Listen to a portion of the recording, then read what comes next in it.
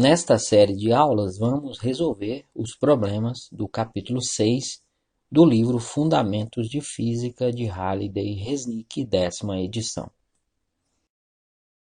Problema 85. Durante a tarde, um carro é estacionado em uma ladeira que faz um ângulo de 35,0 graus com a horizontal. Neste momento, o coeficiente de atrito estático entre os pneus e o asfalto é 0,725.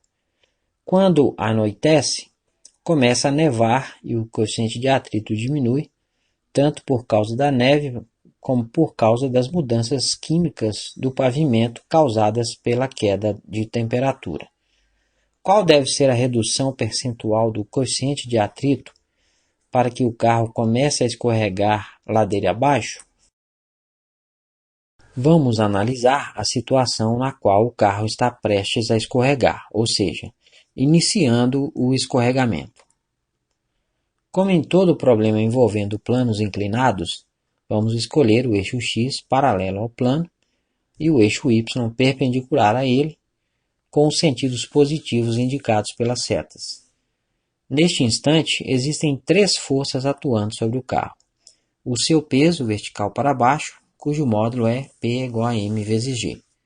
Como o carro pressiona o asfalto, de acordo com a terceira lei de Newton, o asfalto reage sobre ele exercendo a força de reação normal no sentido positivo do eixo Y.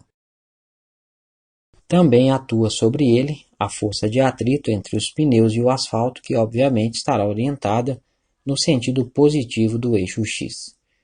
Como já foi demonstrado no problema 72, o ângulo que a força peso faz com o semi-eixo Y negativo é igual ao ângulo de inclinação da ladeira.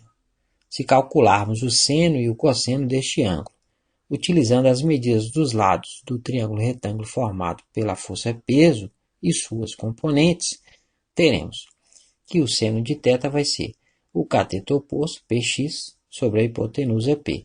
Então, o Px vai ser P vezes seno de θ, mg vezes seno de θ. Se calcularmos o cosseno, fica o cosseno de θ vai ser o cateto adjacente, Py, sobre a hipotenusa P. Então, o Py vai ser P vezes cosseno de θ, mg vezes cosseno de θ. Como o carro está parado, em repouso, de acordo com a primeira lei de Newton, a soma das forças que atuam sobre ele em todas as direções deve ser nula. Na direção vertical, Fn menos Py tem que ser igual a zero. Então, Fn menos mg cosseno de θ, que é o Py, é igual a zero. Passando esse termo negativo para o outro lado, o Fn vai ser mg cosseno de θ. Como estamos considerando a situação em que o carro está prestes a escorregar, a força de atrito que age sobre ele é a força de atrito estático máxima, cujo módulo é proporcional ao módulo da força normal.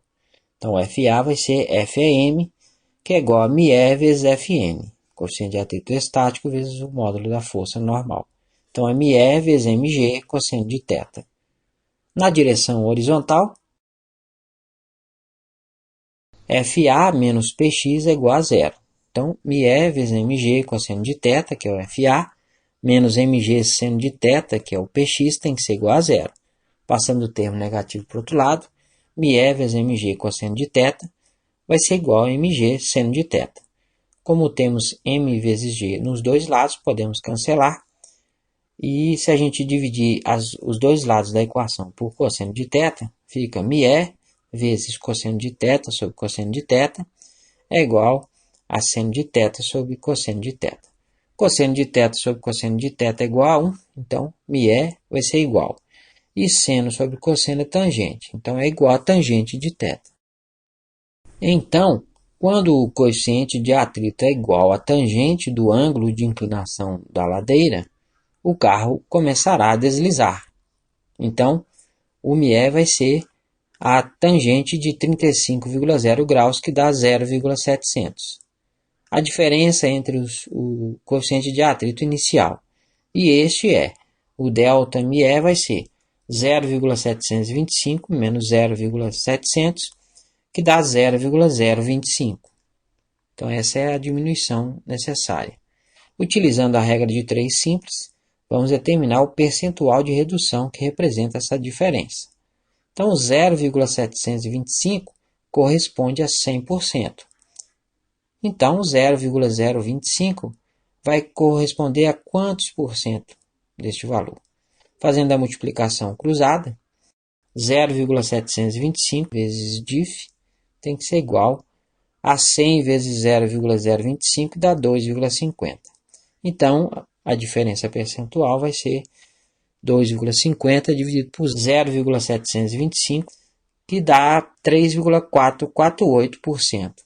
Escrevendo o resultado com 3 algarismos significativos, que é a precisão das medidas originais, ele se torna. A diferença vai ser 3,45%.